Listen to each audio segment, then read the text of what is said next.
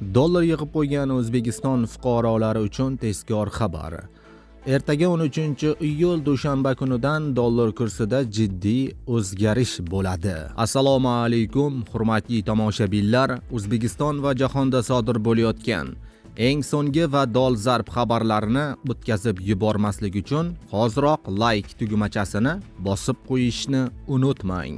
Diqqat qiling, Markaziy bank xorijiy valyutalarning o'zbek so'miga nisbatan 13-iyul kuni amalda bo'ladigan yangi qiymatini belgiladi.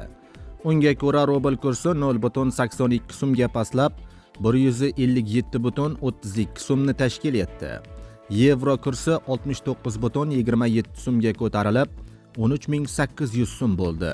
AQSh dollarining kursi 63.77 so'mga oshib 12075 so'mni tashkil etdi, deyiladi xabarda.